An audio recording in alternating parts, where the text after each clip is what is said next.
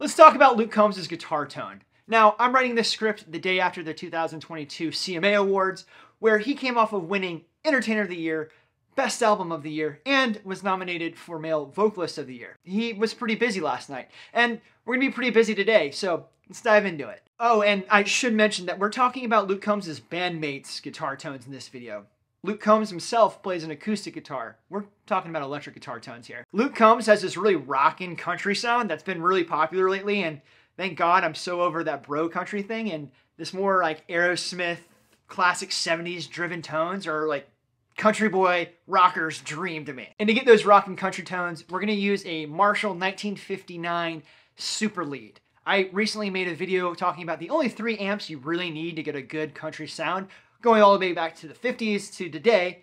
But in today's video, we're only going to look at 1 amp, and we're going to try to keep things as simple as possible. So unlike the Brad Paisley and Keith Urban videos, there's not a whole lot on the internet on Luke Combs' setup to go off of. And Brad Paisley and Keith Urban are not only the guitar players, they're also the artists themselves. And they've been around a lot longer than Luke Combs' band has been around, so there's a lot more articles and interviews that Brad and Keith talk about their guitar gear. I did pull the list of the guitar players who played on all of his records though, and if you bear with me, it's quite a long list. John Conley, Brent Mason, Sammy Mitchell, Sol Philcox Littlefield, Scott Moffat, Chip Matthews, Rob McNally, Adam Shoefield, Jonathan Singleton, Mike Waldron, and Derek Wells. That is 11 guitar players for 3 albums of music, which is insane to think about. So I can definitively say there's not one guitar player that is definitively Luke Combs' tone. But I will say that John Conley and Sol Fox Littlefoot were the 2 guitar players that appeared the most in the liner notes of the albums. I also reached out to Rob Wilford and Kurt Ozen, who are the guitar players in Luke Combs' band currently, just to see what kind of gear that they use out on tour. I haven't heard back from them yet, but if I ever do, those notes and those interviews will be in the description box below. Now this should go without saying, but since we're using Luke Combs' 3 studio albums, it's almost impossible to know what kind of gear was used on each individual song. Now I'm not going to tell you exactly what gear you need in order to get this sound exactly like they got it on the record.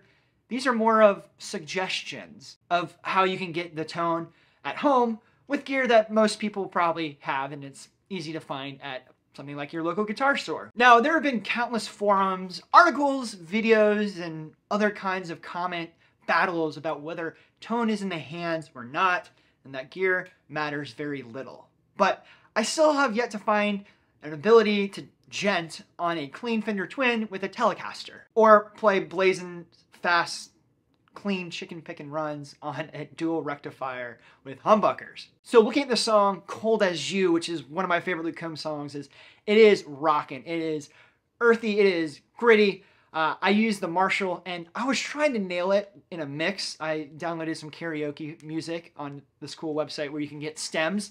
They're not the original stems, but they're from pretty good musicians, and it sounds really close outside of the vocals. So I was playing around with it, and I noticed most of the time I had to roll the bass on the Marshall off completely. So there was no bass. And I think that might be true for most recorded music. You have a bass guitar for the bass. I just haven't found a useful need for bass when trying to come up with this Luke Combs video. So when it comes to making Luke Combs sounds at home, or at least ones that fit good in the mix, cut the bass entirely. And this is what it sounds like.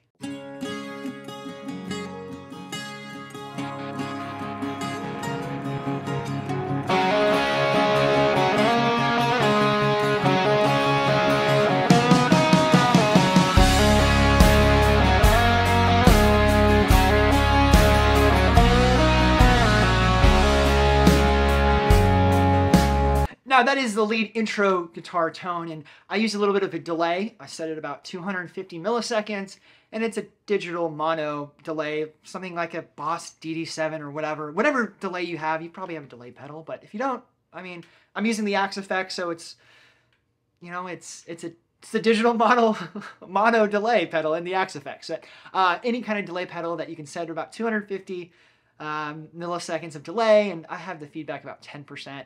I think it looks great. I think it sounds great. It doesn't look great. It sounds great because it's music.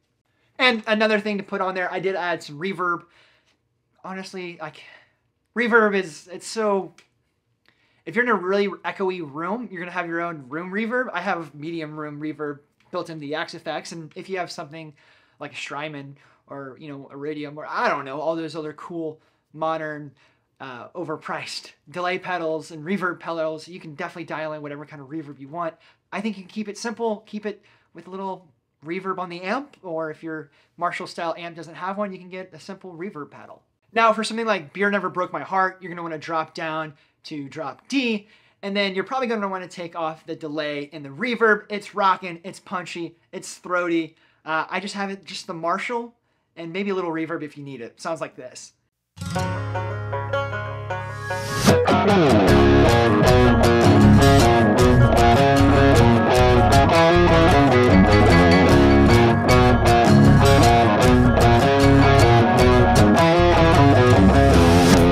So those are the more rockin' tones. Now there's some more, chicken picking country, traditional country sounds, like something like the intro to Hurricane, which is even kind of more modern sound, but it's a lot less rockin' than what, Cold As You and, Beer Never Broke My Heart.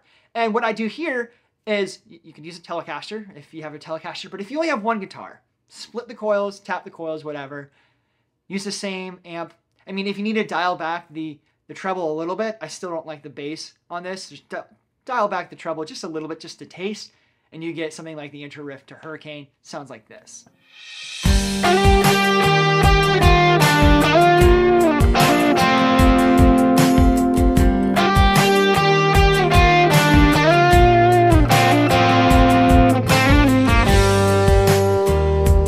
And now for the secret sauce for Luke Combs, and it's not really a tonal thing, but more so of a tuning thing.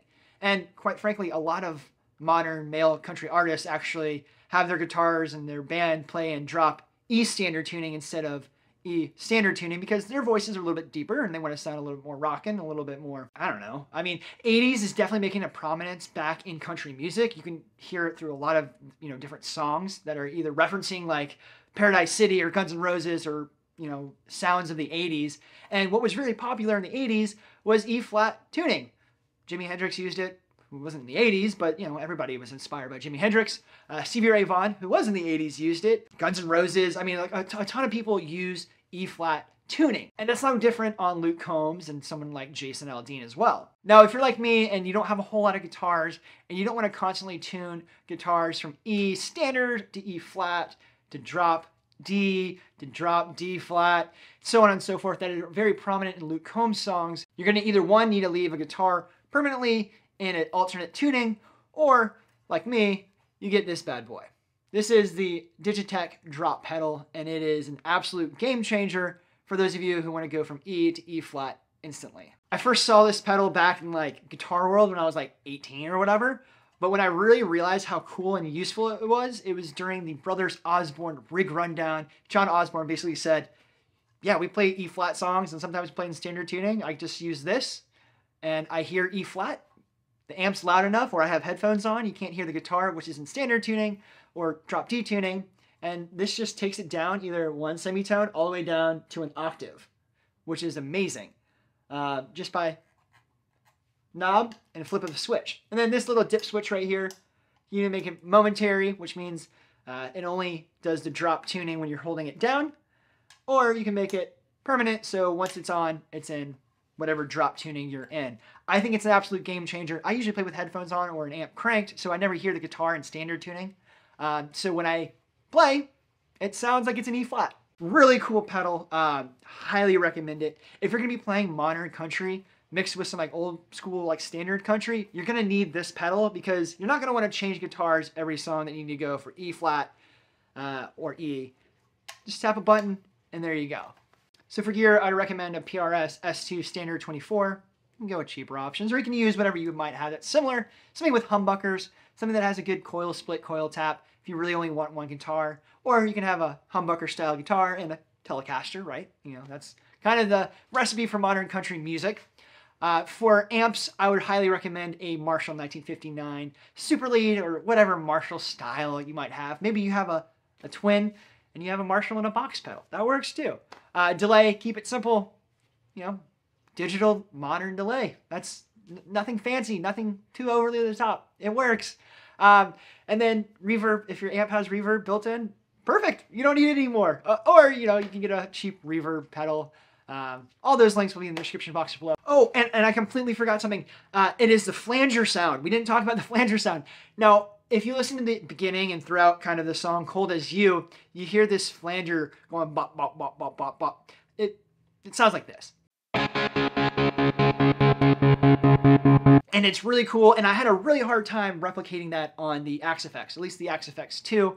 I don't know if the 3 might have some better flanger sounds in there, but what you really need is a gate, so it almost shuts off and turns back on, so it goes bop, bop, bop, bop, bop, bop, bop, bop, like that. Had a hard time replicating the Axe FX, but what I have found is that the old purple Boss flanger, it's the BF3. It has a gate section, gate settings on there, so you can time that and get the timing about right. Maybe if you guys are using the Axe FX and you know how to get that exactly, let us know in the comment section below. We're all trying to learn here. So, but if you do want to use that and play that part when you're playing the song, pick up one of those BF3s by Boss. They're super cheap and they're super reliable, and they've been used on countless records. So, in my opinion, Luke Combs has been a breath of fresh air that has seemingly taken the wind out of the sails that is the bro country movement, and has taken country music back to the sounds that I remember being twangy and rockin' growing up in the 1990s and early 2000s. And honestly, Luke Combs said it best last night during his Entertainer of the Year acceptance speech.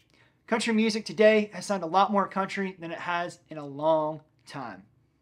I tend to agree with him. If I forgot something or you have some corrections, let me know in the comment section below. We're all trying to learn and love country music here today. And if you're interested in more Luke Combs videos, check out this video over here, and I'll see you over there. Until then, let the music play.